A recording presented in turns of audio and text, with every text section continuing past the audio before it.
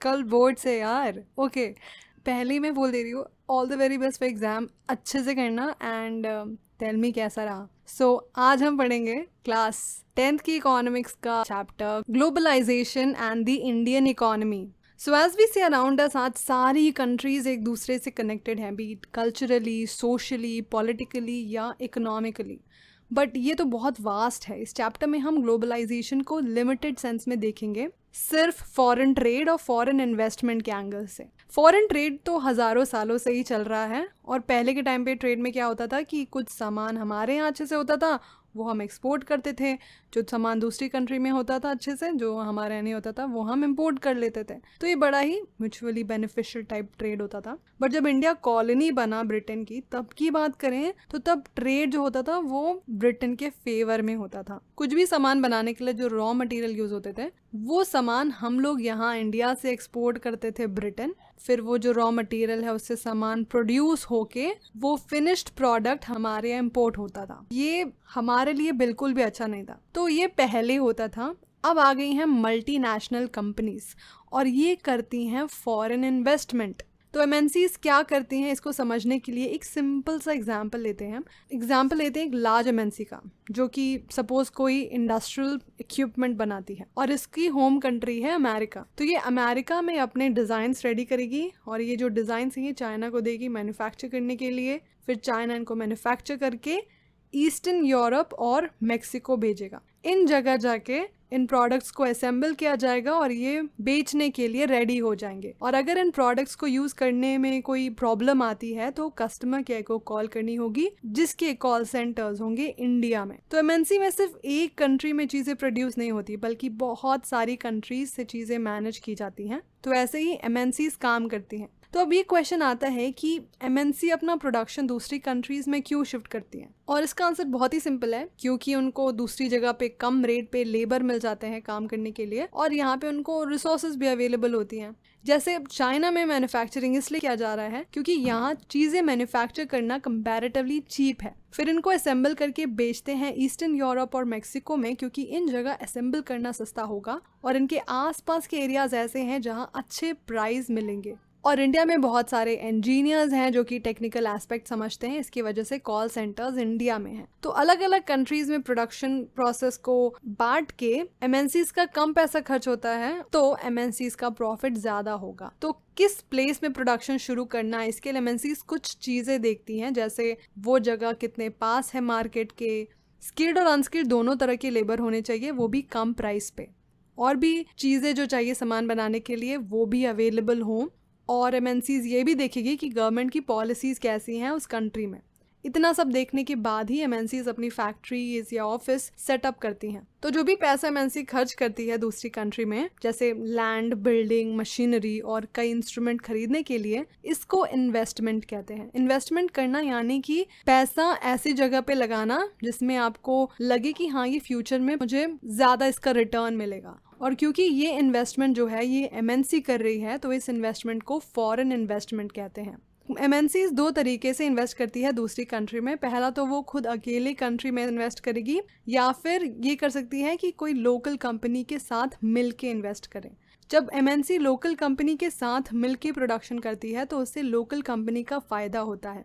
पहला तो एमएनसी उसको पैसा देती है एडिशनल इन्वेस्टमेंट के लिए, जैसे नई मशीनरीज के लिए, ताकि प्रोडक्शन जल्दी हो। और दूसरा कि एमएनसी के आने से उनको नई नई टेक्नोलॉजी के बारे में पता चलता है। कई बार क्या होता है कि एमएनसी लोकल कंपनीज को अक्वायर कर लेती हैं और फिर प्रोडक्शन शुरू करती हैं। ऐसे ही कारगिल फूड्स ने किया था, जो कि अमेरिकन कंपनी है। पहले तो उन्होंने पारक फूड्स के साथ जॉइंट वेंचर किया, जिस जॉइंट वेंचर को उन्होंने पूरा कंट्रोल कर लिया। उसके बाद और भी कई ब्रांड्स को इन्होंने अक्वायर किया, और अभी कारगिल फूड एक बहुत बड़ी एडिबल ऑयल कंपनी बन गई है इंडिया की। वर्ल्ड में कई एमएनसीज हैं जिनके पास इतना पैसा है जितना कि कंट्रीज के पास नहीं होता खर्च करने के लिए अपने सिटीजन्स पे। So we can only imagine कि कितना पावर और इन्फ्लुएंस होगा इन कंपनीज का गवर्नमेंट पे और उनकी पॉलिसीज पे। जो कई एमएनसीज जो डेवलप कंट्रीज में हैं, वो अपना सामान प्रोड्यूस करने के लिए स्मॉल प्रोड्यूसर्स को देती हैं जो कि डेवलपिंग कंट्रीज में होते हैं। जैसे गारमेंट, फुटवेयर या स्पोर्ट के सामान को बहुत सारे स्मॉल प्रोड्यूसर्स मिलके बनाते हैं। फिर ये बनने के बाद एमएनसीज को बेच देते हैं, फिर एमएनसीज में अपना ब्रांड का नाम लगा देती है एंड वोला ये सामान हो जाता है बहुत महंगा। सो कंपनी के पास पावर है प्राइसेस डिटरमाइन करने का, चीज़ों की क्वालिटी, डिलीवरी, इनफैक्ट ये भी कंपनीज डिसाइड कर सकती हैं कि उन वर्कर्स की वर्किंग कंडीशन कैसी हो। Foreign trade and integration of market. Trade करने का बेसिक फंक्शन क्या है, क्यों करते हैं हम ट्रेड?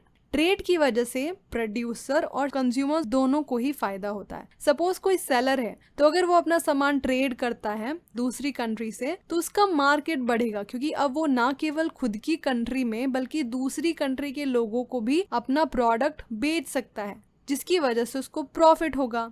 ऐसे ही कंज्यूमर्स को भी प्रॉफिट होगा ट्रेड की वजह से, क्योंकि अगर ट्रेड नहीं होगा तो वो अपनी ही कंट्री का सामान यूज करेगा, बट अगर ट्रेड होगा तो उसको दूसरी कंट्री से भी सामान आएगा, तो उसके पास ज्यादा ऑप्शंस अवेलेबल होंगे कि उसको क्या चाहिए क्या नहीं चाहिए।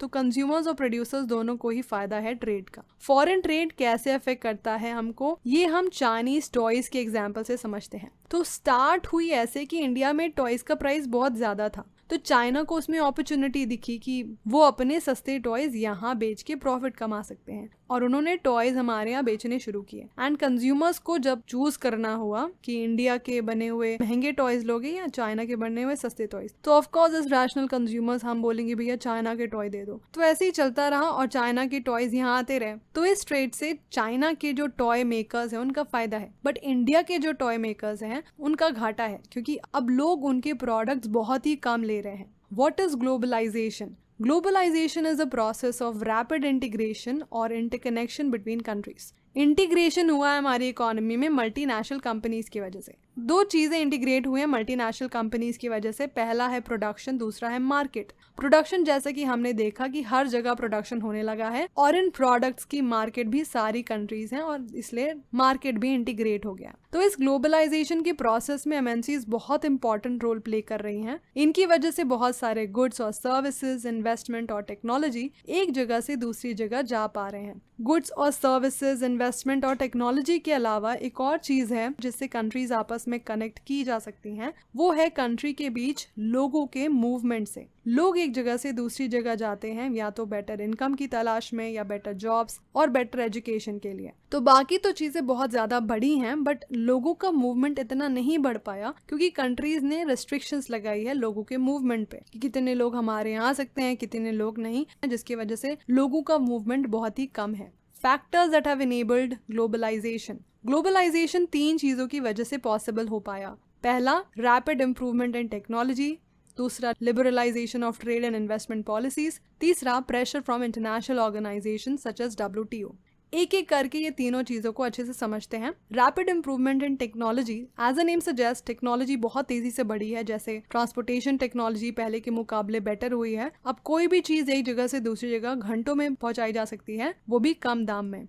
ट्रांसपोर्टेशन के अलावा इंफॉर्मेशन एंड कम्युनिकेशन टेक्नोलॉजी में भी एडवांसमेंट हुई है, जैसे टेलीकम्युनिकेशन फैसिलिटीज जिससे हम बात करके लोगों से इंफॉर्मेशन शेयर कर सकते हैं, या कंप्यूटर, इंटरनेट, इन सब की वजह से कोई भी कहीं भी रहता हो वो दूसरे से कनेक्ट कर सकता है, ईमेल, वॉइसमेल या सोशल मीडिया के थ्रू। तो जो IT में इम्प्रूवमेंट हुई है इसने भी ग्लोबलाइजेशन को पॉजिटिवली अफेक्ट किया है। दूसरा है liberalisation of trade and investment policy. वापस से चाइनीज टॉयज के एग्जाम्पल पे आते हैं। सपोज इंडियन गवर्नमेंट ने टॉय के इंपोर्ट में टैक्स लगा दिया, तो क्या होगा? तो इससे जो भी ये टॉय इंपोर्ट करेगा उसको टैक्स देना पड़ेगा गवर्नमेंट को, तो इसकी वजह से पहले से ज्यादा पैसा देना पड़ेगा सामान लेने के लिए। अब क्या होगा कि चाइनीज गुड जो चीप थे वो उतने चीप नहीं रहेंगे जितने पहले थे, तो लोग वापस से चाइनीज टॉयज को छोड़ के इंडियन टॉयज यूज करने लगेंगे। फिर धीरे धीरे इंडियन मार्केट से चाइनीज टॉयज चले जाएंगे।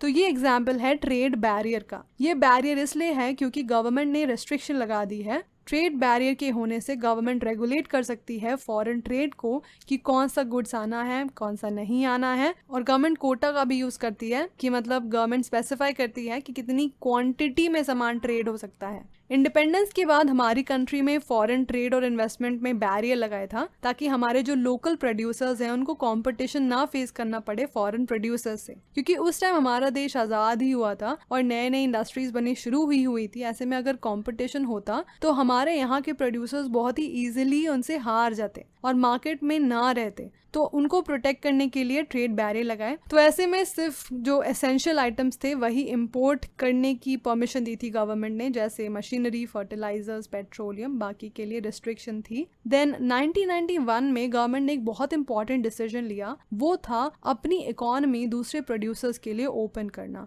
क्योंकि उनको लगा कि अब टाइम आ गया है कि इंडियन प्रोड्यूसर्स को कम्पीट करना चाहिए और कॉम्पिटिशन की वजह से उनकी परफॉर्मेंस अच्छी होगी और वो अपनी क्वालिटी बढ़ाएंगे। और गवर्नमेंट के इस डिसीजन का सपोर्ट किया इंटरनेशनल ऑर्गेनाइजेशंस ने। जो भी बैरियर्स गवर्नमेंट ने लगाए थे इंटरनेशनल ट्रेड और इन्वेस्टमेंट में, वो हटाए गए, जिसकी वजह से इजीली गुड्स इंपोर्ट और एक्सपोर्ट होने लगे और बाहर की कंपनीज आके हमारी इकोनॉमी में इन्वेस्ट करने लगी। तो इंडिया में लिबरलाइजेशन हुआ। लिबरलाइजेशन होता है रिमूविंग बैरियर्स और restrictions set by the government.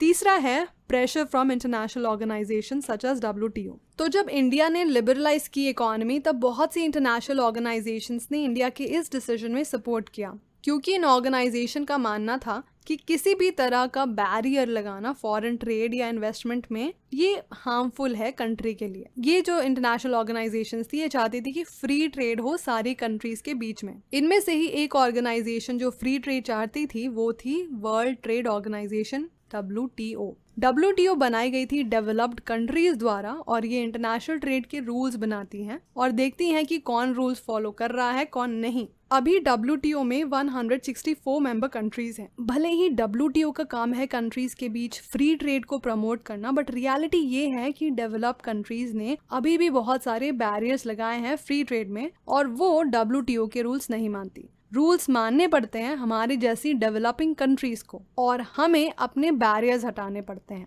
ऐसे ही डिबेट चल रही है एग्रीकल्चरल प्रोडक्ट्स को लेके। एग्रीकल्चर में हमारे यहाँ बहुत से लोग काम करते हैं और हमारी GDP में भी इम्पोर्टेंस है एग्रीकल्चर सेक्टर की, बट इसको अगर हम USA से कंपेयर करें, यहाँ पे एग्रीकल्चर का शेयर कम ही है, साथ ही साथ बहुत कम लोग इसमें काम करते हैं। तब भी USA की गवर्नमेंट इन थोड़े से लोगों को इतनी ज़्यादा सब्सिडी देती है प्रोडक्शन करने के लिए और एक्सपोर्ट करने के लिए। ये सब्सिडी की वजह से वो जो फार्मर्स हैं वो अपना प्रोडक्ट्स बहुत ही कम दाम में बेचते हैं और जो भी सामान बच जाता है वो एक्सपोर्ट भी करते हैं कम दामों में। तो जहाँ ये एक्सपोर्ट होके जाता है दूसरी कंट्री में जहाँ सब्सिडी नहीं मिली है और प्रोडक्ट महंगे हैं, वहाँ पे फार्मर्स को नुकसान होगा। इसलिए डेवलपिंग कंट्रीज डेवलप कंट्री से नाराज हैं, क्योंकि उन्होंने तो WTO के रूल्स फॉलो करके ट्रेड बैरियर्स हटाए और उनकी बात मान के गवर्नमेंट जो भी सपोर्ट देती थी फार्मर्स को वो भी कम किए। बट ये डेवलप कंट्रीज अनफेयर चीजें करी जा रही हैं, उनके लिए कोई रूल्स नहीं है। जैसे impact of globalization in India.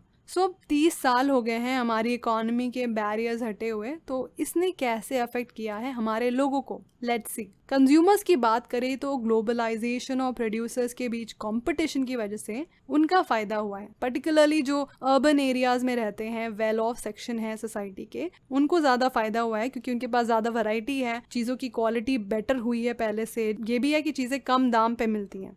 इसकी वजह से इन लोगों का स्टैंडर्ड ऑफ लिविंग पहले से बेटर हुआ है। प्रोड्यूसर्स और वर्कर्स की बात करें तो इनके ऊपर अलग अलग इफेक्ट हुआ है। पहला तो MNCs ने ज़्यादा इन्वेस्ट किया इंडिया में, वो अलग अलग सेक्टर्स में आए हमारे यहाँ, जैसे cell phones, automobiles, electronics, soft drink, fast food और सर्विस सेक्टर में भी आए, जैसे बैंकिंग में। ये सारे सेक्टर्स में बहुत डिमांड बढ़ी जैसे जैसे लोगों का स्टैंडर्ड ऑफ लिविंग बढ़ा, जिसकी वजह से इन इंडस्ट्रीज़ में कई ज़्यादा जॉब अपॉर्चुनिटीज़ आई। जो लोकल कंपनीज इनको रॉ मटेरियल प्रोवाइड करती हैं उनका भी प्रॉफिट हुआ। दूसरा ये हुआ कि बहुत सी इंडियन कंपनीज को इन नए प्रोड्यूसर्स के आने की वजह से कंपटीशन फेस करना पड़ा, जिससे इनफैक्ट उनका फ़ायदा हुआ क्योंकि उन्होंने नई टेक्नोलॉजीज में इन्वेस्ट करना शुरू किया, प्रोडक्शन मेथड्स और स्टैंडर्ड्स बढ़ाए अपनी कमोडिटी के, और कई कंपनीज ने तो फॉरेन कंपनीज के साथ कोऑपरेट करके भी प्रॉफिट पाया। इनफैक्ट ग्लोबलाइजेशन की वजह से कई इंडियन कंपनीज ही मल्टीनेशनल कॉर्पोरेशंस बनी, जैसे टाटा मोटर्स, इन्फोसिस, रैनबैक्सी,